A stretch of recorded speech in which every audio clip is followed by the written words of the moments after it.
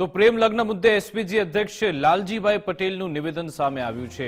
પંચમહાલમાં કંજી પાણી ગામે 3 દિવસમાં 24 લગ્ન થયા હતા। જો કે એક દીકરીએ એક જ દિવસે 4 જગ્યાએ હાજરી બતાવી છે। ઊંઝામાં સ્ટેમ્પ લીધો, નોટરી વિસનગરમાં કરાવી હતી। કંજી પાણીમાં લગ્ન નોંધણી, મંદિરમાં લગ્ન કર્યાનો દાવો છે। ગત 14 નવેમ્બર 2025 પણ 4 જગ્યાએ હાજરી બતાવી હતી। યુગલ એક જ તારીખે એક જ સમયે 4 સ્થળે કઈ રીતે પહોંચ્યા તે સવાલ કર્યો। કંજી પાણીના તલાટી અર્જુન મેઘવાલે પણ દાવો કર્યો છે।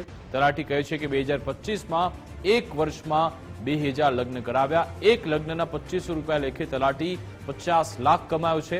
તલાટીના દાવા અંગે પણ વિડીયો હોવાનું લાલજીભાઈનો દાવો છે। લગ્ન નોંધણી મુદ્દે સરકાર તાત્કાલિક તપાસ કરે તેવી માંગ કરાઈ છે।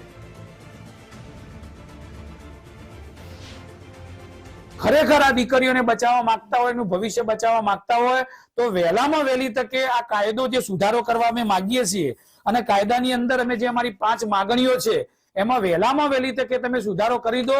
કારણ કે આ એસપીજી ની એકલી માંગણી નથી ને કે લાલજી પટેલની માંગણી નથી। આ માંગણી તમામ માતા પિતાની માંગણી છે ને સર્વ સમાજના તમામ લોકોની માંગણી છે।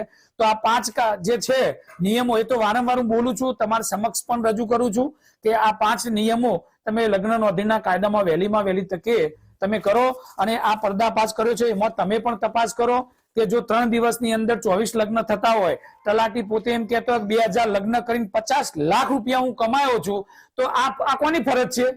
આ સરકારની ફરજ છે। આ લગ્ન નોંધણીમાં કાયદામાં સુધારો કરવો। અત્યારે આ જે દીકરી, અમારી જે પાટીદાર સમાજની દીકરી ગૌસ્વામી સમાજના છોકરા સાથે ભાગીને લગ્ન કર્યા છે 14 જગ્યાએ, એ 11 વાગ્યા સુધી તો સિદ્ધપુર જ હતી। એના પપ્પાને દવાખાને લઈ ગઈ, એ દવાખાનાના સીસીટીવી કેમેરાની ફૂટેજ પણ અમારા જોડે છે। તો 3 કલાકમાં 2:34 અહીંયા સ્ટેમ્પ મેળવે છે ઊંઝાથી। એટલે એ જ નથી સમજાતું કે આ જે અસામાજિક તત્વોની એક ટુકડી છે દરેક તાલુકે જે આવા હરેક સમાજની છોકરીઓને ભાગેલું લગ્નો કરાવે છે, રેકર્ડમાં પણ ચેડાઓ કરે છે। ખરેખર આની જવાબદાર તંત્રને, અમે જયારે છોકરી અમારી ભાગી ગઈ ત્યારે જવાબદાર તંત્રને પોલીસને જાણવા જો અરજી આપી હતી।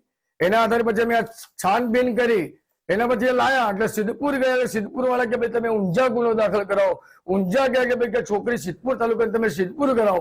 હવે અમારે સહારો કોનો લેવો?